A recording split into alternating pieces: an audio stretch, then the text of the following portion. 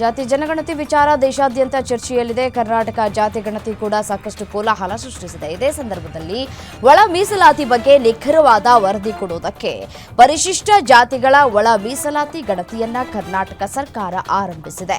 ಈ ವಿಚಾರವಾಗಿ ಮುಖ್ಯಮಂತ್ರಿ ಸಿದ್ದರಾಮಯ್ಯ ವಿಧಾನಸೌಧದಲ್ಲಿ ನಿನ್ನೆ ಪತ್ರಿಕಾಗೋಷ್ಠಿಯನ್ನು ನಡೆಸಿ ಮಾಹಿತಿಯನ್ನು ನೀಡಿದರು. ಒಳ ಮೀಸಲಾತಿ ಬಗ್ಗೆ ನಿಖರವಾದ ವರದಿ ಕೊಡುವುದಕ್ಕೆ ಆಯೋಗವನ್ನು ರಚಿಸಲಾಗಿದೆ. ಹೈಕೋರ್ಟ್ ನಿವೃತ್ತ ನ್ಯಾಯಾಧೀಶ ನಾಗಮೋಹನ್ ದಾಸ್ ಅಧ್ಯಕ್ಷತೆಯಲ್ಲಿ ಏಕಸದಸ್ಯ ಆಯೋಗ ರಚಿಸಿದ್ದೇವೆ ಅಂತ ತಿಳಿಸಿದರು.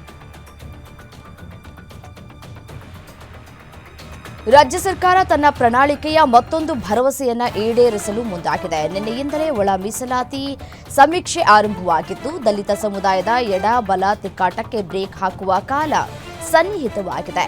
ಇದರ ಭಾಗವಾಗಿ 3 ಹಂತಗಳಲ್ಲಿ ಸಮೀಕ್ಷೆ ನಡೆಸುವುದಕ್ಕೆ ತಯಾರಿಗಳಾಗಿದೆ. ಮೊದಲ ಹಂತದಲ್ಲಿ ಮನೆ ಮನೆಗೆ ತೆರಳಿ ಶಿಕ್ಷಕರು ಸಮೀಕ್ಷೆಯನ್ನು ನಡೆಸಲಿದ್ದಾರೆ. ಸುಮಾರು 65,000 ಶಿಕ್ಷಕರನ್ನ ಡಿಸಿಗಳು ನೇಮಕ ಮಾಡಿದ್ದಾರೆ. 10 ರಿಂದ 12 ಶಿಕ್ಷಕರಿಗೆ ಒಬ್ಬರು ಮೇಲ್ವಿಚಾರಕರು ಇರ್ತಾರೆ. ಎರಡನೇ ಹಂತದಲ್ಲಿ ಮೇ 19 ರಿಂದ 21ರವರೆಗೆ ವಿಶೇಷ ಶಿಬಿರವನ್ನು ಏರ್ಪಡಿಸಲಾಗುತ್ತೆ.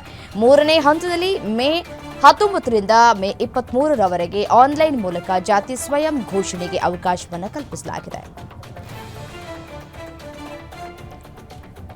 ರಾಜ್ಯದಲ್ಲಿ ಸುಪ್ರೀಂ ಕೋರ್ಟ್ ಆದೇಶದಂತೆ ಒಳ ಮೀಸಲಾತಿ ಜಾರಿ ಹಿನ್ನೆಲೆ ನಡೆದ ಸಮೀಕ್ಷೆಗೆ ಚಿತ್ರದುರ್ಗದಲ್ಲಿ ಚಾಲನೆ ನೀಡಲಾಯಿತು. ಮನೆ ಮನೆಗೆ ತೆರಳಿ ಅಧಿಕಾರಿಗಳು ಪ್ರತಿ ಕುಟುಂಬದ ಸದಸ್ಯರ ಸಾಮಾಜಿಕ, ಆರ್ಥಿಕ ಹಾಗೂ ಶೈಕ್ಷಣಿಕ ಮಾಹಿತಿಯನ್ನು ಕಲೆ ಹಾಕಿದರು. ಈ ವೇಳೆ ಸಮೀಕ್ಷೆ ಹಿನ್ನೆಲೆ ಮಾತನಾಡಿದ ಮಾಜಿ ಸಚಿವ ಎಚ್ ಆಂಜನೇಯ, ಎಸ್ಸಿ ಸಮುದಾಯದಲ್ಲಿ 101 ಉಪಜಾತಿಗಳಿವೆ. ಸಮೀಕ್ಷೆಗೆ ಅಧಿಕಾರಿಗಳು ಬಂದ ವೇಳೆ ಸಂಪೂರ್ಣ ಮಾಹಿತಿ ನೀಡಿ ಸಹಕರಿಸಬೇಕು ಅಂತ ಜನರಲ್ಲಿ ಮನವಿ ಮಾಡಿದರು. ಒಳ ಮೀಸಲಾತಿ ಸಮೀಕ್ಷೆಗೆ ಬಾಗಲಕೋಟೆ ಉಸ್ತುವಾರಿ ಸಚಿವ ಆರ್ಬಿ ತಿಮ್ಮಾಪುರ ಚಾಲನೆ ನೀಡಿದ್ದಾರೆ. ಬಾಗಲಕೋಟೆ ಜಿಲ್ಲೆ ಜಮಖಂಡಿ ತಾಲೂಕಿನ ಕೊಣ್ಣೂರು ಗ್ರಾಮದಲ್ಲಿ ಪರಿಶಿಷ್ಟ ಜಾತಿ ಒಳ ಮೀಸಲಾತಿ ಜಾತಿ ಜನಗಣತಿ ಸಮೀಕ್ಷೆಗೆ ಚಾಲನೆ ನೀಡಿದ್ದಾರೆ. ಸಮೀಕ್ಷೆಯಲ್ಲಿ ಸಚಿವ ತಿಮ್ಮಾಪುರಗೆ ಸ್ಥಳೀಯ ಶಾಸಕ ಗುಡಗುಂಟಿ ಎಸ್ಸಿ ಶ್ವೇತಾ ಬೀಡಿಕರ್ ಸಾಥನ್ನ ಕೊಟ್ಟಿದ್ದಾರೆ. ಎಸ್ಸಿ ಕಾಲೋನಿಯ ಮನೆಗೆ ಭೇಟಿ ನೀಡಿ ಮನೆಯ ಕುಟುಂಬಸ್ಥರ ಮಾಹಿತಿಯನ್ನು ಪಡೆದು ಸಮೀಕ್ಷೆ ವೇಳೆ ಸರಿಯಾದ ಮಾಹಿತಿ ನೀಡುವಂತೆ ಮೀಸಲಾತಿ ಫಲಾನುಭವಿಗಳಿಗೆ ಸಚಿವರು ಮನವಿಯನ್ನು ಮಾಡಿದ್ದಾರೆ.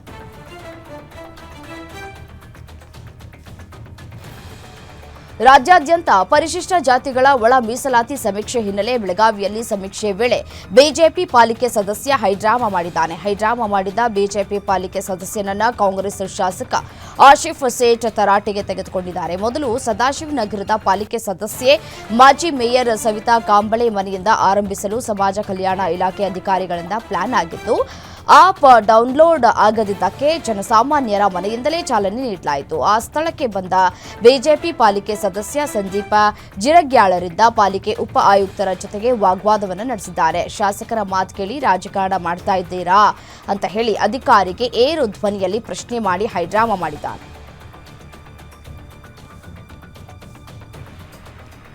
ಶಾಸಕ ಬಸನಗೌಡ ಪಾಟೀಲ್ ಯತ್ನಾಳ್ ಮತ್ತು ಶಿವಾನಂದ ಪಾಟೀಲ್ ನಡುವೆ ರಾಜೀನಾಮೆ ವಾಗ್ವಾದ ಜೋರಾಗಿದೆ. ಇದೇ ವಿಚಾರವಾಗಿ ಚಿಕ್ಕೋಡಿಯಲ್ಲಿ ಪ್ರತಿಕ್ರಿಯಿಸಿರುವ ಕಾಗವಾಡದ ಶಾಸಕ ರಾಜು ಕಾಗೆ, ನಾಲಿಗೆ ಹಿಡಿತದಲ್ಲಿ ಇದ್ರೆ ಒಳ್ಳೆಯದು ಎಂದಿದ್ದಾರೆ. ದ್ವೇಷ ರಾಜಕಾರಣ ಎಂದಿಗೂ ಕೂಡ ಸರಿಯಲ್ಲ. ಯತ್ನಾಳ್ ಚಾಲೆಂಜ್ ಸಚಿವ ಶಿವಾನಂದ ಪಾಟೀಲ್ ಸ್ವೀಕರಿಸಿದ್ದಾರೆ. ಶಿವಾನಂದ ಪಾಟೀಲ್ ಮನೆತನದ ಬಗ್ಗೆ ಮಾತನಾಡೋದು ತಪ್ಪು. ಬಸನಗೌಡ ಪಾಟೀಲ್ ಯತ್ನಾಳ್ ಈಗ ಅವರು ಆಡಿದ ಮಾತಿನಂತೆ ನಡೆದುಕೊಳ್ಬೇಕು ಅಂತ ರಾಜು ಕಾಗೆ ಹೇಳಿದ್ದಾರೆ. ಸದನದಲ್ಲಿ ಸಿಟಿ ರವಿ ವಿರುದ್ಧ ಸಚಿವೆ ಲಕ್ಷ್ಮೀ ಹೆಬ್ಬಾಳ್ಕರ್ ಕೇಸ್ ವಿಚಾರಕ್ಕೆ ಸಂಬಂಧಪಟ್ಟಂತೆ ಬಾಗಲಕೋಟೆಯಲ್ಲಿ ಸಭಾಪತಿ ಬಸವರಾಜ ಹೊರಟ್ಟಿ ಪ್ರತಿಕ್ರಿಯೆ ಕೊಟ್ಟಿದ್ದಾರೆ. ಈ ವಿಷಯ ನಮ್ಮ ಅಂಗಳಕ್ಕೆ ಬಂದಾಗ ನಮ್ಮದೇ ಆದ ಡಿಸಿಷನ್ ಕೊಟ್ಟಿದ್ದೇನೆ. ನಮ್ಮ ಕ್ಯಾಮೆರಾಗಳು ಸದನ ಆರಂಭವಾದಾಗ ಶುರುವಾಗಿ ಸದನ ಬಂದಾದಾಗ ಕ್ಯಾಮೆರಾ ಬಂದ್ ಆಗತ್ತೆ. ಆದರೆ ಹೆಬ್ಬಾಳ್ಕರ್ ಅವರು ಕೊಟ್ಟಿರೋ ಧ್ವನಿ ಇರೋ ಸಿಡಿಯನ್ನ FSLಗೆ ಕಳಿಸಿದ್ದೇವೆ. ವರದಿ ಬಂದ ನಂತರ ಅದನ್ನ ಕನ್ಸಿಡರ್ ಮಾಡ್ತೇವೆ. ಅಂತಿಮವಾಗಿ ಕಮಿಟಿ ವರದಿ ನೋಡಿ ನಾವು ನಿರ್ಧಾರ ಮಾಡ್ತೇವೆ ಅಂತ ಹೇಳಿದ್ದಾರೆ.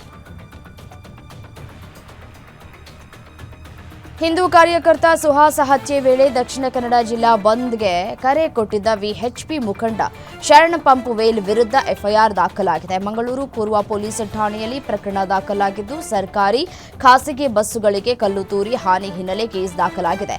ಪ್ರಕ್ಷುಬ್ಧ ವಾತಾವರಣ ನಿರ್ಮಿಸಿ ಸರ್ಕಾರಿ ಆಸ್ತಿ ಪಾಸ್ತಿಗೆ ಹಾನಿ ಆರೋಪದ ಅಡಿ ಪೊಲೀಸರು ಪ್ರಕರಣವನ್ನು ದಾಖಲಿಸಿಕೊಂಡಿದ್ದಾರೆ. ಕಾಂಗ್ರೆಸ್ ಸರ್ಕಾರ ಅಧಿಕಾರಕ್ಕೆ ಬಂದ ನಂತರ ಹಿಂದೂಗಳ ಪರವಾಗಿ ಮಾತನಾಡುವ ಜನಪ್ರತಿನಿಧಿಗಳ ಮೇಲೆ ಎಫ್ಐಆರ್ ಹಾಕುವ ಚಾಳಿ ಮತ್ತೆ ಮುಂದುವರೆದಿದೆ ಎಂದು ಮಂಗಳೂರಿನಲ್ಲಿ ಬೆಳ್ತಂಗಡಿ ಶಾಸಕ ಹರೀಶ್ ಪೂಜಾ ಹೇಳಿಕೆ ಕೊಟ್ಟಿದ್ದಾರೆ. ದೇವಸ್ಥಾನದಲ್ಲಿ ಮಾತನಾಡಿರುವುದಕ್ಕೆ ಈ ಕಾಂಗ್ರೆಸ್ ಸರ್ಕಾರ ಎಫ್ಐಆರ್ ಹಾಕಿದೆ. ಹಿಂದೂ ಸಮಾಜವನ್ನ ಜಾಗೃತಗೊಳಿಸಲು ನಾನು ಮಾತನಾಡಿರುವುದು ಅದು ಕೋಮು ಪ್ರಚೋದನೆ ಆಗುತ್ತೆ ಎಂಬುದು ಕಾಂಗ್ರೆಸ್ನ ವಿಶ್ಲೇಷಣೆ ಮಾತ್ರ. ನನಗೆ ಸರ್ಟಿಫಿಕೇಟ್ ಕೊಡಬೇಕಾದದ್ದು ಸರ್ಕಾರ ಅಲ್ಲ, ಹಿಂದೂ ಸಮಾಜ. ನಾನು ಮಾತನಾಡಿರುವುದನ್ನು ಹಿಂದೂ ಸಮಾಜ ಸಮರ್ಥಿಸಿದೆ ಅಂತ ಹೇಳಿದ್ದಾರೆ.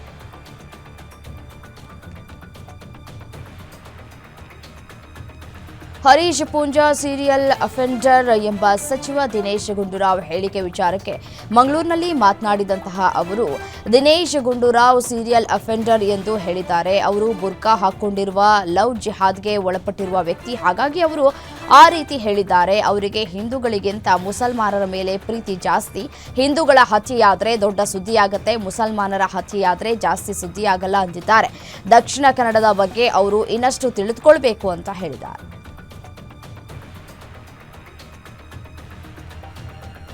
ಮಂಗಳೂರು ಮರ್ಡರ್ ವಿಚಾರಕ್ಕೆ ಸಂಬಂಧಪಟ್ಟಂತೆ ವಿಜಯನಗರದಲ್ಲಿ ಸಚಿವ ರಾಮಲಿಂಗಾರೆಡ್ಡಿ ಮಾತನಾಡಿದ್ದು, ಒಂದು ಕೈಯಿಂದ ಚಪ್ಪಾಳೆ ತಟ್ಟೋಕ್ ಸಾಧ್ಯವಿಲ್ಲ, ಎರಡು ಕಡೆಯವರು ಯಾರಿಗೇನು ಕಮ್ಮಿ ಇಲ್ಲ ಎನ್ನುವಂತೆ ಇದ್ದಾರೆ. ಇವರೆಷ್ಟು ಸಂಖ್ಯೆಯಲ್ಲಿ ಮರ್ಡರ್ ಮಾಡಿದ್ದಾರೋ ಅವರು ಅಷ್ಟೇ ಸಂಖ್ಯೆಯಲ್ಲಿ ಮಾಡಿದ್ದಾರೆ. ಗಲಾಟೆ ಮಾಡಿದವರು, ಮರ್ಡರ್ ಮಾಡಿದವರು ಅರೆಸ್ಟ್ ಆಗ್ತಾರೆ, ಆದರೆ ಹಿಂದೆ ಇರೋ ಶಕ್ತಿ ಅರೆಸ್ಟ್ ಆಗ್ತಾ ಇಲ್ಲ. ನಾನು ಗೃಹ ಮಂತ್ರಿಯಾಗಿದ್ದಾಗ ಯಾರು ಹಿಂದೆ ಇದ್ದಾರೋ ಅವರನ್ನ ಫಿಟ್ ಮಾಡ್ತಾ ಇದೆ. ಸುಹಾಸ್ ಶೆಟ್ಟಿಯನ್ನ ರೌಡಿ ಶೀಟರ್ ಮಾಡಿದ್ದು ಬಿಜೆಪಿ ಸರ್ಕಾರದಲ್ಲಿ. ನಾವ್ಯಾರಿಗೂ ಕುಮ್ಮಕ್ಕು ಕೊಡೋದಿಲ್ಲ, ನಮ್ಮ ಪಕ್ಷದವರು ಇದ್ರೂ ಒಳಗೆ ಹಾಕ್ತೀವಿ ಅಂತ ಹೇಳಿದ್ದಾರೆ. ಮಂಗಳೂರಿನಲ್ಲಿ ಸುಹಾಸ್ ಶೆಟ್ಟಿ ಹತ್ಯೆ ಪ್ರಕರಣಕ್ಕೆ ಸಂಬಂಧಪಟ್ಟಂತೆ ಬೀದರ್ನಲ್ಲಿ ಕಾಂಗ್ರೆಸ್ ಸರ್ಕಾರದ ವಿರುದ್ಧ ಮಾಜಿ ಸಚಿವ ರೇಣುಕಾಚಾರ್ಯ ಕಿಡಿಕಾರಿದ್ದಾರೆ. ಕಾಂಗ್ರೆಸ್ನವರು ದೇಶದ್ರೋಹಿಗಳು, ಭಾರತಾಂಬೆ ಮಕ್ಕಳಲ್ಲ, ಪಾಕಿಸ್ತಾನದಲ್ಲಿ ಪ್ರಚಾರಕ್ಕಾಗಿ ಯುದ್ಧ ಅನಿವಾರ್ಯ ಅಲ್ಲ ಅಂತ ಹೇಳಿದ್ರು. ಸಿಎಂ ಆಗಿ ಏನ್ ಮಾತಾಡಬೇಕು ಅನ್ನೋದು ಸಿಎಂಗೆ ಗೊತ್ತಿರಬೇಕು. ಸುಹಾಸ್ ಶೆಟ್ಟಿ ರೌಡಿ ಶೀಟರ್, ಅದಕ್ಕೆ ಸುಹಾಸ್ ಶೆಟ್ಟಿ ಮನೆಗೆ ಹೋಗಿಲ್ಲ ಅಂತ ಪರಮೇಶ್ವರ್ ಹೇಳ್ತಾರೆ. ಕಾಂಗ್ರೆಸ್ನವರು ಅಲ್ಪಸಂಖ್ಯಾತರ ಭಯಕ್ಕೆ ಸುಹಾಸ್ ಶೆಟ್ಟಿ ಮನೆಗೆ ಹೋಗಿಲ್ಲ. ಕಾಂಗ್ರೆಸ್ ಸರ್ಕಾರ ಅಲ್ಪಸಂಖ್ಯಾತ ಜಿಹಾದಿ ಗೂಂಡಾಗಳ ಪರವಾಗಿ ಇದೆ ಅಂತ ವಾಗ್ದಾಳಿ ನಡೆಸಿದ್ದಾರೆ.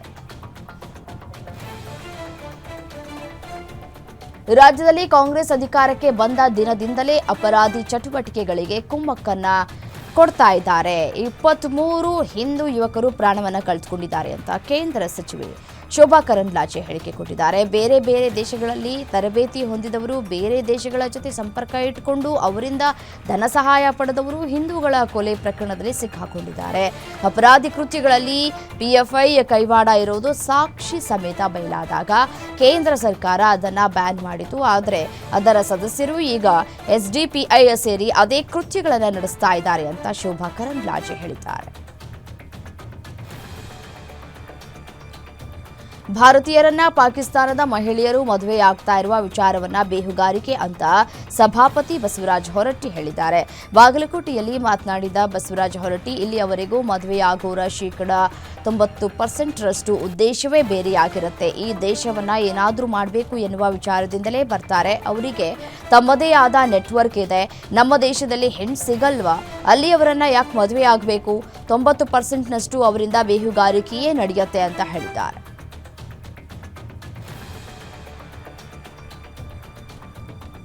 ವಿಜಯಪುರ ನಗರದಲ್ಲಿ ಅಲ್ಪಸಂಖ್ಯಾತ ಮುಖಂಡರು ಜಂಟಿ ಪತ್ರಿಕಾಗೋಷ್ಠಿ ನಡೆಸುವ ಮೂಲಕ ಶಾಸಕ ಯತ್ನಾಳ್ ವಿರುದ್ಧ ಆಕ್ರೋಶವನ್ನು ಹೊರಹಾಕಿದ್ದಾರೆ. ಇದೇ ವೇಳೆ ಮಾತನಾಡುತ್ತಾ ಶಾಸಕ ಯತ್ನಾಳ್ ಪ್ರವಾದಿಗಳ ಬಗ್ಗೆ ಅವಹೇಳನಕಾರಿಯಾಗಿ ಮಾತನಾಡಿದರು. ಇದನ್ನು ಖಂಡಿಸುವುದಕ್ಕೆ ಕಾರ್ಯಕ್ರಮ ಆಯೋಜನೆ ಮಾಡಲಾಗಿದೆ. ಕಳೆದ 7 ವರ್ಷಗಳಿಂದ ಮುಸ್ಲಿಂ ಜನಾಂಗಕ್ಕೆ ಯತ್ನಾಳ್ರಿಂದ ಸಾಕಷ್ಟು ಟೀಕೆ ಟಿಪ್ಪಣಿಗಳು ಕೇಳಿಬಂದಿವೆ. ಅವರು ಬೇಕಿದ್ರೆ ನಮ್ಮ ಬಗ್ಗೆ ವೈಯಕ್ತಿಕ ಟೀಕೆ ಮಾಡಲಿ, ಆದರೆ ಧರ್ಮದ ವಿಚಾರವಾಗಿ ಹಾಗೂ ಪ್ರವಾದಿಗಳ ವಿಚಾರವಾಗಿ ಮಾತನಾಡಿದ್ದು ಎಷ್ಟರ ಮಟ್ಟಿಗೆ ಸರಿ ಅಂತ ಅಲ್ಪಸಂಖ್ಯಾತ ಮುಖಂಡ ಸೈಯದ್ ಅಫ್ತಾಬಾ ಖಾದ್ರಿ ಆಕ್ರೋಶವನ್ನು ಹೊರಹಾಕಿದ್ದಾರೆ. ಕೊಣ್ಣೂರು ಗ್ರಾಮದ ಡಾಕ್ಟರ್ ಅಂಬೇಡ್ಕರ್ ವಸತಿ ಶಾಲೆಯ ನೂತನ ಕಟ್ಟಡದ ಉದ್ಘಾಟನೆ ಸಮಾರಂಭದಲ್ಲಿ ಕೆಲಸದ ಕ್ರೆಡಿಟ್ ಪಡೆಯುವುದಕ್ಕೆ ಜಮಖಂಡಿಯ ಹಾಲಿ ಮಾಜಿ ಶಾಸಕರ ನಡುವೆ ಚಟಾಪಟಿ ನಡೆದಿದೆ. ಭಾಷಣದ ವೇಳೆ ಕೊಣ್ಣೂರು ಗ್ರಾಮದಲ್ಲಿನ ಮಡ್ಡಿ ಫ್ಲಾಟ್ ಜನರ ವಿದ್ಯುತ್ ಸಮಸ್ಯೆ ಬಗೆಹರಿಸಿದ್ದು ನಾನು ಅಂತ ಜಮಖಂಡಿ ಕ್ಷೇತ್ರದ ಬಿಜೆಪಿ ಹಾಲಿ ಶಾಸಕ ಜಗದೀಶ ಗುಡಗುಂಟಿ ಹೇಳಿಕೆಯನ್ನು ನೀಡಿದರು. ಆಗ ಅದೇ ವೇದಿಕೆಯ ಮೇಲೆ ತಮ್ಮ ಭಾಷಣ ವೇಳೆ ಕಾಂಗ್ರೆಸ್ ಪಕ್ಷದ ಮಾಜಿ ಶಾಸಕ ಆನಂದ ನ್ಯಾಮಗೌಡರ್ ಮಡ್ಡಿ ಫ್ಲಾಟ್ ಜನರ ಸಮಸ್ಯೆ ಬಗೆಹರಿಸಿದ್ದು ನಾನು ಅಂತ ಪ್ರತಿ ಹೇಳಿಕೆಯನ್ನು ಕೊಟ್ಟಿದ್ದಾರೆ. ಈ ವೇಳೆ ಹಾಲಿ ಮಾಜಿ ಶಾಸಕರ ನಡುವೆ ವಾಗ್ವಾದ ನಡೆದಿದ್ದು ಪರಿಸ್ಥಿತಿಯನ್ನ ಸಚಿವ ತಿಮ್ಮಾಪುರ ತಿಳಿಗೊಳಿಸಿದ್ದಾರೆ.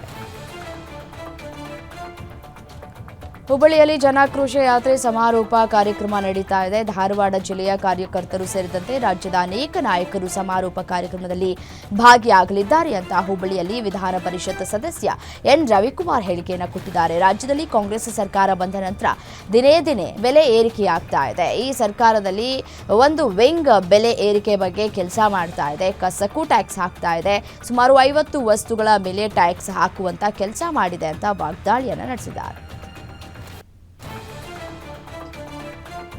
ಕರ್ನಾಟಕ ಲೋಕಸೇವಾ ಆಯೋಗ ಪರೀಕ್ಷೆಗಳ ಸಂಬಂಧ ಒಂದಲ್ಲ ಒಂದು ಎಡವಟ್ಟನ್ನ ಮಾಡ್ತಲೇ ಇದೆ. ಪ್ರಶ್ನೆ ಪತ್ರಿಕೆಗಳಲ್ಲಿ ಕಂಡುಬರುವ ಲೋಪದೋಷ ಆಗಾಗ ಸುದ್ದಿಯಾಗ್ತಲೇ ಇರುತ್ತೆ.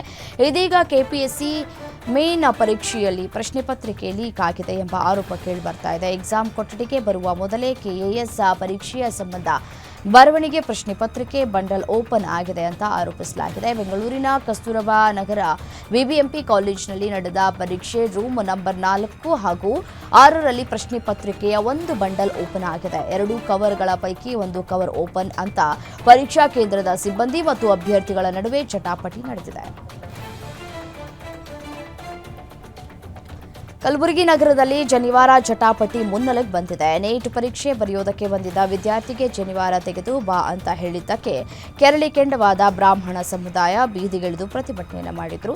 ಧಾರ್ಮಿಕ ಭಾವನೆಗೆ ಧಕ್ಕೆ ತಂದಿದ್ದಾರೆ. ಅವರ ವಿರುದ್ಧ ಕ್ರಮ ಕೈಗೊಳ್ಳಬೇಕು. ಪರೀಕ್ಷಾರ್ಥಿ ಶ್ರೀಪಾದ್ ಪಾಟೀಲ್ ದೂರು ನೀಡಿದ್ದ ಹಿನ್ನೆಲೆಯಲ್ಲಿ ತಡರಾತ್ರಿ ಇಬ್ಬರ ವಿರುದ್ಧ ಎಫ್ಐಆರ್ ದಾಖಲಾಗಿತ್ತು. ಇದೀಗ ವಿದ್ಯಾರ್ಥಿ ಶ್ರೀಪಾದ್ ಪಾಟೀಲ್ ದೂರಿನ ಮೇರೆಗೆ ಇಬ್ಬರು ಪರೀಕ್ಷಾ ಕೇಂದ್ರದ ಸಿಬ್ಬಂದಿಗಳ ವಿರುದ್ಧ ಎಫ್ಐಆರ್ ದಾಖಲಿಸಿ ಬಂಧಿಸಲಾಗಿದೆ ಅಂತ ಪೊಲೀಸ್ ಕಮಿಷನರ್ ಎಸ್ಡಿ ಶರಣಪ್ಪ ಹೇಳಿದ್ದಾರೆ.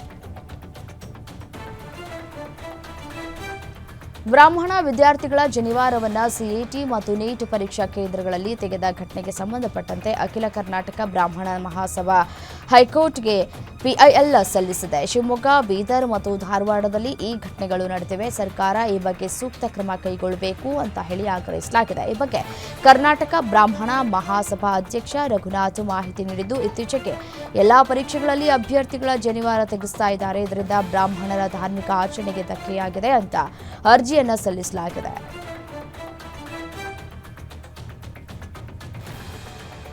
ದೇವರೇ ಜಾಗದ ವಾರಸುದಾರ ಮತ್ಯಾರೂ ಅಲ್ಲವೇ ಅಲ್ಲ ಅಂತ ಶ್ರೀ ನರಸಿಂಹಸ್ವಾಮಿ ದೇವಸ್ಥಾನದ ಪರವಾಗಿ ಕೋರ್ಟಿನಿಂದ ಐತಿಹಾಸಿಕ ತೀರ್ಪು ಹೊರಬಿದ್ದಿದೆ. ತುಮಕೂರು ಜಿಲ್ಲೆಯ ಅತ್ಯಂತ ಪ್ರಾಚೀನ ದೇವಸ್ಥಾನಗಳಲ್ಲಿ ಒಂದಾದ ಸಿಬಿ ನರಸಿಂಹಸ್ವಾಮಿ ದೇವಸ್ಥಾನವು ಇತ್ತೀಚಿನ ವರ್ಷಗಳಲ್ಲಿ ದೇವಸ್ಥಾನ ಮತ್ತು ಅದಕ್ಕೆ ಸೇರಿದ 20ಕ್ಕೂ ಹೆಚ್ಚು ಎಕರೆ ಭೂಮಿಯ ಮಾಲೀಕತ್ವದ ಬಗ್ಗೆ ವಿವಾದಗಳ ಸುಳಿಯಲ್ಲಿ ಸಿಲುಕಿತ್ತು. ಕುತೂಹಲ ಕೆರಳಿಸಿದ್ದ ಮೊಕದ್ದಮೆ ಹೈಕೋರ್ಟ್ ವರೆಗೂ ತಲುಪಿ ನಂತರ ತುಮಕೂರಿನ ಸಿಜೆಎಂ ಸೀನಿಯರ್ ಸಿವಿಲ್ ಜಡ್ಜ್ ಅವರಿಗೆ ವರ್ಗಾಯಿಸಲ್ಪಟ್ಟಿತ್ತು. 2011ರಿಂದ ನಡೀತಾ ಇದ್ದ ಕೇಸಿನ ತೀರ್ಪು ಇತ್ತೀಚೆಗೆ ಹೊರಬಿದ್ದಿದ್ದು, ಘನ ನ್ಯಾಯಾಲಯವು ಐತಿಹಾಸಿಕ ತೀರ್ಪನ್ನು ಕೊಟ್ಟಿದೆ. ಕುಖ್ಯಾತ rowdy sheeter Santosh Kumar alias ಕಣ್ಮಾನನ್ನ ಮಾರಕಾಸ್ತ್ರಗಳಿಂದ ಕೊಚ್ಚಿ ಭೀಕರವಾಗಿ ಕೊಲೆ ಮಾಡಲಾಗಿದೆ. ದಾವಣಗೆರೆ ನಗರದ ಸೋಮೇಶ್ವರ ಮಲ್ಟಿಸ್ಪೆಷಾಲಿಟಿ ಆಸ್ಪತ್ರೆಯ ಮುಂಭಾಗ ಕೊಲೆ ಮಾಡಲಾಗಿದೆ. ಬರ್ಬರವಾಗಿ ದುಷ್ಕರ್ಮಿಗಳು ಕೊಲೆಯನ್ನ ಮಾಡಿ ಪರಾರಿಯಾಗಿದ್ದಾರೆ. ರಿಯಲ್ ಎಸ್ಟೇಟ್ ಸೆಟಲ್ಮೆಂಟ್ ಮಾಡಿಕೊಂಡಿದ್ದಂತಹ ರೌಡಿ ಶೀಟರ್ ಕಣುಮ ಆಟೋದಲ್ಲಿ ಬಂದ 4-5 ದುಷ್ಕರ್ಮಿಗಳು ಮುಖಕ್ಕೆ ಪೇಪರ್ ಸ್ಪ್ರೇಯನ್ನ ಹೊಡೆದು ಮಚ್ಚಿನಿಂದ ಕೊಲೆ ಮಾಡಿದ್ದಾರೆ. Rowdy sheeter Santosh Kumar alias Kanuma ಬರ್ಬರ ಕೊಲೆ ಹಿನ್ನೆಲೆ ದಾವಣಗೆರೆ ಎಸ್ಪಿ ಉಮಾ ಪ್ರಶಾಂತ್ ಪ್ರತಿಕ್ರಿಯೆ ಕೊಟ್ಟಿದ್ದಾರೆ. ಹಳೆ ದ್ವೇಷದ ಹಿನ್ನೆಲೆ ಕೊಲೆ ಮಾಡಿರುವ ಶಂಕೆ ಇದೆ. ಸಂತೋಷ್ ಅಲಿಯಾಸ್ ಕಣುಮ ಮೇಲೆ 4-5 ಕೇಸುಗಳು ದಾಖಲಾಗಿದ್ವು. ಹತ್ಯೆಗೆ ನಿಖರವಾದ ಕಾರಣ ತಿಳಿದು ಬಂದಿಲ್ಲ. ಹೆಚ್ಚಿನ ಮಾಹಿತಿ ತನಿಖೆಯ ನಂತರ ನೀಡಲಾಗುತ್ತೆ ಅಂತ ಹೇಳಿದ್ದಾರೆ. ರೌಡಿ ಶೀಟರ್ ಮೃತದೇಹವನ್ನು ಜಿಲ್ಲಾಸ್ಪತ್ರೆಯ ಶವಾಗಾರಕ್ಕೆ ರವಾನೆ ಮಾಡಲಾಗಿದ್ದು, ಪವರ್ ಸ್ಪೋರ್ಟ್ಸ್ ಅಂಡ್ ರಿಕ್ರಿಯೇಷನ್ ಅಸೋಸಿಯೇಷನ್ನಲ್ಲಿ ಈ ಕೊಲೆ ಆಗಿತ್ತು. ದೇವರಿಗೆ ಪೂಜೆ ಮಾಡುವ ವೇಳೆಯೇ ಕುಟುಂಬಸ್ಥರು ಹೊಡೆದಾಡಿಕೊಂಡಿದ್ದು ಈ ಘಟನೆಯಲ್ಲಿ ಓರ್ವನ ಕೊಲೆಯಾಗಿದೆ. ಶಿವಮೊಗ್ಗ ಜಿಲ್ಲೆಯ ಹೊಸನಗರದ ನಿಟ್ಟೂರು ಸಮೀಪದ ಕರ್ಕಡಿಮುಡಿಯಲ್ಲಿ ಈ ದುರ್ಘಟನೆ ನಡೆದಿದೆ. ತನ್ನ ಭಾವ ಓಂಕಾರ ಮನೆಗೆ ಪೂಜೆಗೆ ಅಂತ ದೇವಿಚಂದ್ರ ಎಂಬಾತ ಬಂದಿದ್ದ. ಪೂಜೆಯ ವೇಳೆಗೆ ಕುಟುಂಬಸ್ಥರ ನಡುವೆ ಕಲಹ ಆರಂಭಗೊಂಡಿದ್ದು ಗಲಾಟೆ ತಾರಕಕ್ಕೇರಿ ಕಟ್ಟಿಗೆ ತುಂಡಿನಿಂದ ಬಡಿದಾಡಿಕೊಂಡಿದ್ದಾರೆ. ತಲೆಗೆ ಪೆಟ್ಟು ಬಿದ್ದು ಸ್ಥಳದಲ್ಲೇ ದೇವಿಚಂದ್ರ ಸಾವನ್ನಪ್ಪಿದ್ದಾನೆ. ಘಟನಾ ಸ್ಥಳಕ್ಕೆ ಪೊಲೀಸರು ಭೇಟಿ ಕೊಟ್ಟು ಪರಿಶೀಲನೆ ನಡೆಸಿದ್ದಾರೆ. ಮಧ್ಯವರ್ತಿಯಿಂದ ಹಣ ಪಡೆದ ಆರೋಪದ ಮೇಲೆ ಕೋಲಾರ ಜಿಲ್ಲೆಯ ಬಂಗಾರಪೇಟೆ ತಾಲೂಕಿನ ಬೂದಿಕೋಟೆ ಪೊಲೀಸ್ ಠಾಣೆಯ ಪಿಎಸ್ಐಯನ್ನ ಲೋಕಾಯುಕ್ತ ಅಧಿಕಾರಿಗಳು ವಿಚಾರಣೆ ನಡೆಸಿದ್ದಾರೆ. ಪಿಎಸ್ಐ ಸುನಿಲ್ ಕುಮಾರ್ ಲೋಕಾಯುಕ್ತ ಅಧಿಕಾರಿಗಳಿಂದ ವಿಚಾರಣೆಗೆ ಒಳಪಡಿಸಲಾಗಿದೆ. ಬೂದಿಕೋಟೆ ಪೊಲೀಸ್ ಠಾಣೆ ಬಾಗಿಲು ಹಾಕಿ ಲೋಕಾಯುಕ್ತ ಇನ್ಸ್ಪೆಕ್ಟರ್ ರೇಣುಕಾ ಅವರಿಂದ ವಿಚಾರಣೆಯನ್ನು ಮಾಡಲಾಗಿದೆ. ಸವದತ್ತಿ ಮಾಜಿ ಶಾಸಕ ಆರ್ವಿ ಪಾಟೀಲ್ರ ಪುತ್ರ ಅಪಘಾತ ಮಾಡಿ ಒಂದೇ ಕುಟುಂಬದ ಮೂವರ ಸಾವಿಗೆ ಕಾರಣರಾಗಿದ್ದಾರೆ. ಪಾಟೀಲರ ಪುತ್ರ ಕಿಯಾ ಕಾರಿನಿಂದ ಬೆಳಗಾವಿಯಿಂದ ಬೈಲಹೊಂಗಲಕ್ಕೆ ಹೊರಟಿದ್ರು. ಓವರ್ಟೇಕ್ ಮಾಡೋದಕ್ಕೆ ಹೋಗಿ ಎದುರಿಗೆ ಬರ್ತಾ ಇದ್ದ ಆಲ್ಟೋ ಕಾರಿಗೆ ಡಿಕ್ಕಿ ಹೊಡೆದ ಪರಿಣಾಮ ಒಂದೇ ಕುಟುಂಬದ ಮೂವರು ದಾರುಣವಾಗಿ ಸಾವನ್ನಪ್ಪಿದ್ದಾರೆ. ಆಲ್ಟೋ ಕಾರ್ನಲ್ಲಿದ್ದ ಆಯುಮ್ ಅವರ ಪತ್ನಿ ಹಾಗೂ ಮಗು ಸ್ಥಳದಲ್ಲಿಯೇ ಸಾವನ್ನಪ್ಪಿದೆ. ಬೈಲಹೊಂಗಲ ಬೆಳಗಾವಿ ಸಂಪರ್ಕಿಸುವ ಹೆದ್ದಾರಿಯಲ್ಲಿ ಈ ಅಪಘಾತ ಸಂಭವಿಸಿದೆ.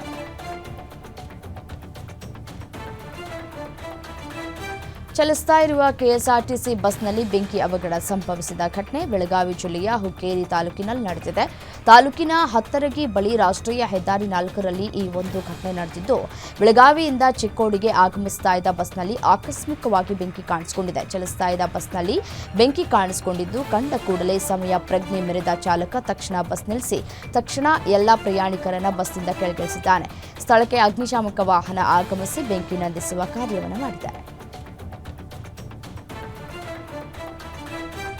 ಸಾರ್ವಜನಿಕ ಆಸ್ಪತ್ರೆಯ ಬೀಗ ಒಡೆದು ಯುಪಿಎಸ್ ಬ್ಯಾಟರಿ ಕಳ್ಳತನ ಮಾಡಿದ ಘಟನೆ ತ್ಯಾಮಗೊಂಡ್ಲು ಸಾರ್ವಜನಿಕ ಆಸ್ಪತ್ರೆಯಲ್ಲಿ ನಡೆದಿದೆ. ಬೆಂಗಳೂರು ಗ್ರಾಮಾಂತರ ಜಿಲ್ಲೆಯ ನೆಲಮಂಗಲ ತಾಲೂಕಿನ ತ್ಯಾಮಗೊಂಡ್ಲು ಗ್ರಾಮದಲ್ಲಿ ಇಂತಹದೊಂದು ಘಟನೆಯಾಗಿದ್ದು 78,000 ರೂಪಾಯಿ ಮೌಲ್ಯದ ಯುಪಿಎಸ್ ಸಮೇತ ಬ್ಯಾಟರಿಯನ್ನ ಕೂಡ ಕಳ್ಳತನ ಮಾಡಲಾಗಿದೆ. ತ್ಯಾಮಗೊಂಡ್ಲು ಪೊಲೀಸ್ ಠಾಣೆಯಲ್ಲಿ ಪ್ರಕರಣ ದಾಖಲಾಗಿದ್ದು ಕಳ್ಳರ ಬಂಧನಕ್ಕೆ ಪೊಲೀಸರು ಬಲೆ ಬೀಸಿದ್ದಾರೆ.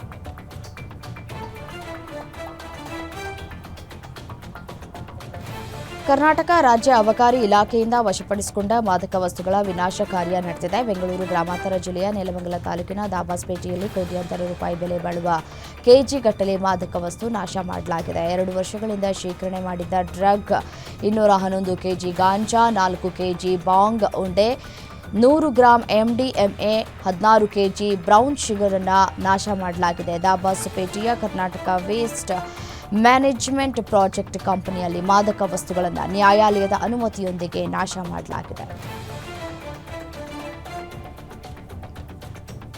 ಕೆಮಿಕಲ್ ಫ್ಯಾಕ್ಟರಿಯಲ್ಲಿ ಕಾರ್ಮಿಕರ ಸುರಕ್ಷತೆ ಮರೀಚಿಕೆಯಾಗಿದೆ. ಯಾದಗಿರಿ ತಾಲೂಕಿನ ಕಡಚೂರು ಬಾಡಿಯಾಳ ಕೈಗಾರಿಕೆ ಪ್ರದೇಶದಲ್ಲಿ ಕಾರ್ಮಿಕರಿಗೆ ಜೀವದ ಸುರಕ್ಷತೆಯೇ ಇಲ್ಲದಂತಾಗಿದೆ. ಖಾಸಗಿ ಕಂಪನಿಯಲ್ಲಿ ಕೆಲಸ ಮಾಡ್ತಾ ಇದ್ದ ಕಾರ್ಮಿಕರ ಮೇಲೆ ಕೆಮಿಕಲ್ ಪೌಡರ್ ಬಿದ್ದು ಮೈಯೆಲ್ಲ ಸುಟ್ಟು ಹೋಗಿದೆ. ಕಳೆದ ತಿಂಗಳ 14ರಂದು ಈ ಘಟನೆ ನಡೆದಿದ್ರೂ ಸಹ ಕಾರ್ಮಿಕರಿಗೆ ಚಿಕಿತ್ಸೆಯನ್ನು ಕೊಡಿಸದೆ ಫ್ಯಾಕ್ಟರಿ ಮಾಲೀಕರು ನಿರ್ಲಕ್ಷ್ಯವನ್ನು ವಹಿಸಿದ್ದಾರೆ. ವಿಷಯ ಬೆಳಕಿಗೆ ಬರ್ತಾ ಇದ್ದಂತೆ ನಿನ್ನೆ ಫ್ಯಾಕ್ಟರಿಗೆ ಕಾರ್ಮಿಕ ಇಲಾಖೆ ಅಧಿಕಾರಿಗಳು ಭೇಟಿ ಕೊಟ್ಟು ಪರಿಶೀಲನೆಯನ್ನು ನಡೆಸಿದ್ದಾರೆ.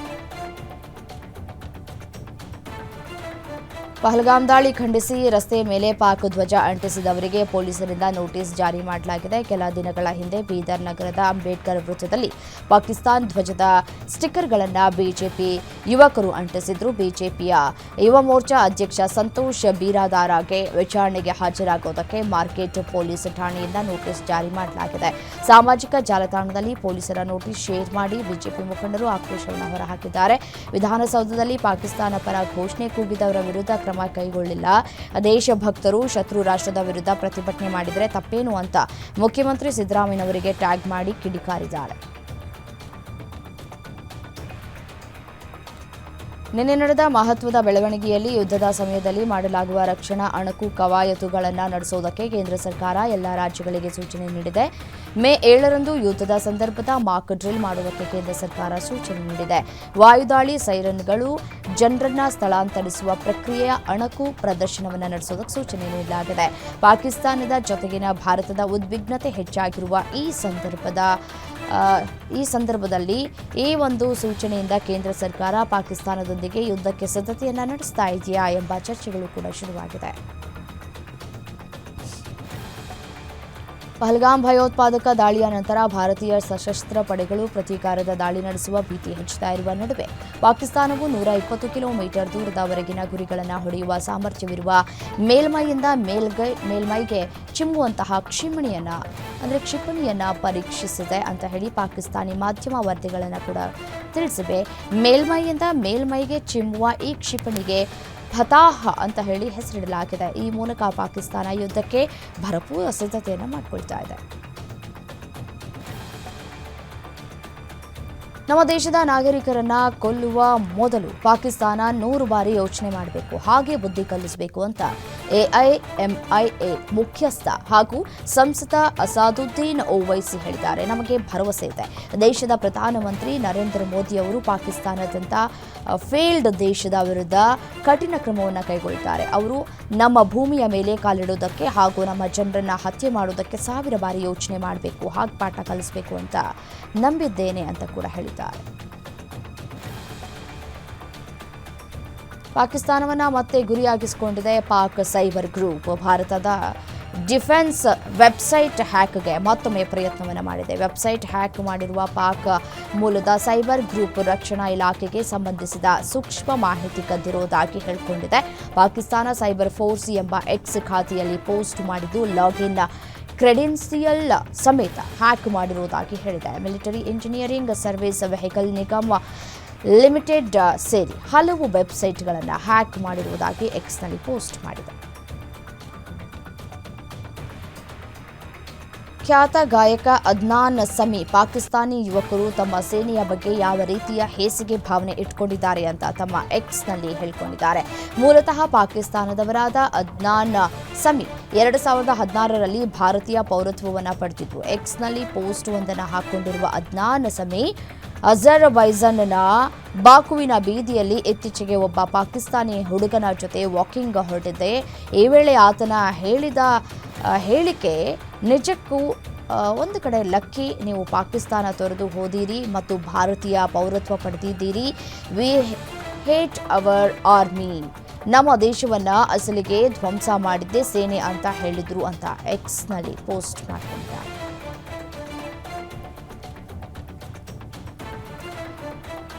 ಪಂಜಾಬ್ನ ಗುರುದಾಸ್ಪುರ ಗಡಿಯ ಬಳಿ ಅಕ್ರಮವಾಗಿ ಗಡಿ ನುಸುಳು ಯತ್ನಿಸಿದಂತಹ ಪಾಕಿಸ್ತಾನಿ ಪ್ರಜೆಯನ್ನ ಬಂಧಿಸಿದೆ. ರಾಜಸ್ಥಾನದಲ್ಲಿ ಪಾಕ್ನ ರೇಂಜರ್ ಬಂಧನದ ಬೆನ್ನಲ್ಲಿಯೇ ಪಂಜಾಬ್ನಲ್ಲಿ ಮತ್ತೊಬ್ಬ ವ್ಯಕ್ತಿಯನ್ನ ಬಂಧಿಸಲಾಗಿದೆ. ಹುಸೈನ್ ಮೊಹಮ್ಮದ್ ಅಜ್ಮಲ್ ಎಂಬಾತನನ್ನ ಬಿಎಸ್ಎಫ್ ಯೋಧರು ಬಂಧಿಸಿದ್ದು ಪಾಕ್ ಪ್ರಜೆಯನ್ನ ಪಂಜಾಬ್ ಪೊಲೀಸರು ವಶಕ್ಕೆ ಪಡೆದಿದ್ದಾರೆ. 2 ದಿನಗಳ ಕಾಲ ಪಾಕ್ ಪ್ರಜೆಯನ್ನ ರಿಮ್ಯಾಂಡ್ಗೆ ಕಳುಹಿಸಲಾಗಿದ್ದು ಪೊಲೀಸರು ವಿಚಾರಣೆಯನ್ನು ನಡೆಸಿದ್ದಾರೆ. ಜಮ್ಮು ಕಾಶ್ಮೀರದ ಎಕ್ಸ್ ಸ್ಲೀಪರ್ ಸೆಲ್ ಸದಸ್ಯ ಪಹಲ್ಗಾಮ್ ದಾಳಿಯ ಬಗ್ಗೆ ಸ್ಫೋಟಕ ಮಾಹಿತಿಯೊಂದನ್ನು ಬಿಚ್ಚಿಟ್ಟಿದ್ದಾನೆ. ಸ್ಥಳೀಯರ ಸಹಾಯವಿಲ್ಲದೆ ಇಂತಹದೊಂದು ದಾಳಿ ನಡೆಸುವುದಕ್ಕೆ ಸಾಧ್ಯವೇ ಇಲ್ಲ ಅಂತ ಆತ ಹೇಳಿದ್ದಾನೆ.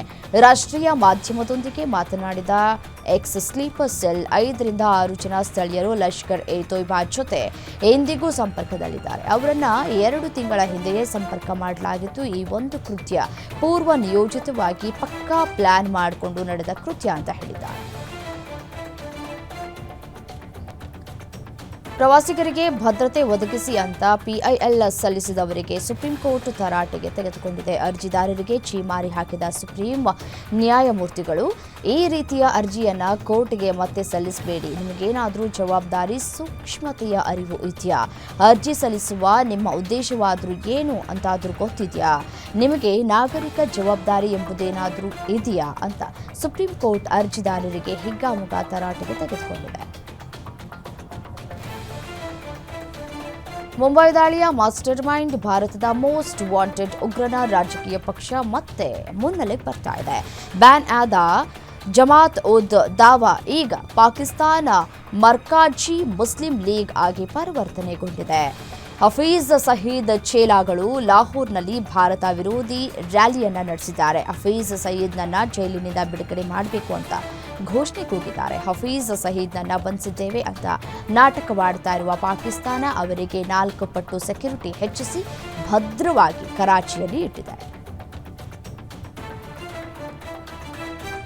ಕಾಂಗ್ರೆಸ್ ನಾಯಕ ರಾಹುಲ್ ಗಾಂಧಿ ಅವರ ಭಾರತೀಯ ಪೌರತ್ವವನ್ನು ಪ್ರಶ್ನಿಸಿ ಸಲ್ಲಿಸಲಾಗಿದ್ದ ಅರ್ಜಿಯನ್ನ ಅಲಹಾಬಾದ್ ಹೈಕೋರ್ಟ್ನ ಲಕ್ನೋ ಪೀಠ ವಜಾಗೊಳಿಸಿದ್ದು ಅರ್ಜಿದಾರರಿಗೆ ಇತರ ಪರ್ಯಾಯ ಕಾನೂನು ಪರಿಹಾರಗಳನ್ನು ಅನ್ವೇಷಿಸಲು ಅವಕಾಶವನ್ನು ಕೊಟ್ಟಿದೆ.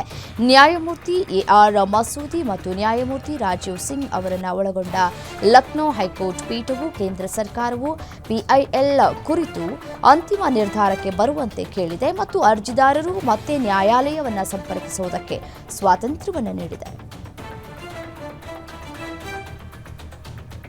ಕಾಶ್ಮೀರದ ಪಹಲ್ಗಾಮ್ ಭಯೋತ್ಪಾದಕ ದಾಳಿಯು ಮುಂಬರುವ ಅಮರನಾಥ ಯಾತ್ರೆಯ ಬಗ್ಗೆ ಕಳವಳವನ್ನು ಮೂಡಿಸಿದೆ. ಅಮರನಾಥ ಯಾತ್ರೆಗೆ ಕುದುರೆಗಳು ಮತ್ತು ಅವುಗಳ ಮಾಲೀಕರಿಗೆ ಕಠಿಣ ನೋಂದಣಿ ಪ್ರಕ್ರಿಯೆಯನ್ನು ನಡೆಸಲಾಗಿದೆ. ಕಳೆದ ವರ್ಷ ದಾಖಲೆಯ 5 ಲಕ್ಷ ಯಾತ್ರಿಕರು ಈ ಯಾತ್ರೆಯಲ್ಲಿ ಭಾಗವಹಿಸಿದ್ರು. ಈ ಬಾರಿ ಉಗ್ರರ ದಾಳಿಯ ಬೆದರಿಕೆ ಇರೋದ್ರಿಂದ ಪೊಲೀಸ್ ಪರಿಶೀಲನೆ ಮತ್ತು ಕುದುರೆಗಳಿಗೆ ವಿಶಿಷ್ಟ ಐಡಿ ಟ್ಯಾಗಿಂಗ್ ಸೇರಿದಂತೆ ಅಧಿಕಾರಿಗಳು ಕಟ್ಟುನಿಟ್ಟಿನ ಭದ್ರತಾ ಕ್ರಮಗಳನ್ನು ಜಾರಿಗೊಳಿಸ್ತಾ ಇದ್ದಾರೆ. ನೋಂದಣಿ ಪ್ರಕ್ರಿಯೆಯು ಜೂನ್ 15ರವರೆಗೆ ಮುಂದುವರಿಯುವ ನಿರೀಕ್ಷೆ ಇದೆ. ಕಾಶ್ಮೀರದ ಪಹಲ್ಗಾಮ್ನಲ್ಲಿ ನಡೆದ ಉಗ್ರರ ದಾಳಿಗೆ ಜಗತ್ತಿನಾದ್ಯಂತ ತೀವ್ರ ಆಕ್ರೋಶಗಳು ವ್ಯಕ್ತವಾಗ್ತಾ ಇದೆ, ಆಕ್ಷೇಪಗಳು ಕೂಡ ವ್ಯಕ್ತವಾಗ್ತಾ ಇದೆ. ಇದೀಗ ವಿಶ್ವಸಂಸ್ಥೆಯ ಮುಖ್ಯಸ್ಥರು ಈ ಘಟನೆಯನ್ನ ಖಂಡಿಸಿದ್ದಾರೆ. ಆದರೆ ಯುದ್ಧ ಒಂದೇ ಪರಿಹಾರವಲ್ಲ ಎಂದಿರುವಂತಹ ಅವರು ಭಾರತ ಪಾಕಿಸ್ತಾನ ಸಂಯಮವನ್ನು ಕಾಯ್ದುಕೊಳ್ಬೇಕು, ಯುದ್ಧದ ನಿರ್ಧಾರ ಮಾಡಬಾರದು ಅಂತ ವಿಶ್ವಸಂಸ್ಥೆ ಮುಖ್ಯಸ್ಥ ಒತ್ತಾಯಿಸಿದ್ದಾರೆ. ನ್ಯಾಯದ ಮೂಲಕ ತಪ್ಪಿತಸ್ಥರಿಗೆ ಶಿಕ್ಷೆ ನೀಡಬೇಕೇ ವಿನಃ ಮಿಲಿಟರಿ ಕ್ರಮ ಒಂದೇ ದಾರಿಯಲ್ಲ ಅಂತ ಹೇಳಿದ್ದಾರೆ. ಡೊನಾಲ್ಡ್ ಟ್ರಂಪ್ ತೆಗೆದುಕೊಳ್ತಾ ಇರುವ ನಿರ್ಧಾರಗಳು ಸಾಕಷ್ಟು ಚರ್ಚೆಗಳನ್ನು ಹುಟ್ಟುಹಾಕ್ತಾ ಇದೆ. ಈಗ ಅವರು ಹಾಲಿವುಡ್ನ ಉಳಿಸೋದಕ್ಕೆ ಒಂದು ದೊಡ್ಡ ನಿರ್ಧಾರವನ್ನು ತೆಗೆದುಕೊಂಡಿದ್ದಾರೆ. ಅಮೆರಿಕದ ಹೊರಗೆ ನಿರ್ಮಾಣ ಆಗುವ ಎಲ್ಲ ಸಿನಿಮಾಗಳಿಗೆ ಶೇಕಡ 100% ತೆರಿಗೆ ವಿಧಿಸುವುದಕ್ಕೆ ಡೊನಾಲ್ಡ್ ಟ್ರಂಪ್ ರೆಡಿಯಾಗಿದ್ದಾರೆ. ಅಷ್ಟೇ ಅಲ್ಲ, ಹಾಲಿವುಡ್ ಸಂಕಷ್ಟದಲ್ಲಿ ಇದ್ದು ಅದನ್ನು ಉಳಿಸೋದಕ್ಕೆ ಈ ಕ್ರಮ ಕೈಗೊಂಡಿದ್ದಾಗಿ ಹೇಳಿದ್ದಾರೆ. ಈಗ ಅಮೆರಿಕದಲ್ಲಿ ಭಾರತೀಯ ಸಿನಿಮಾಗಳನ್ನು ನೋಡಬೇಕು ಅಂತಂದ್ರೆ ಅದು ದುಬಾರಿಯಾಗಲಿಕ್ಕಿದೆ.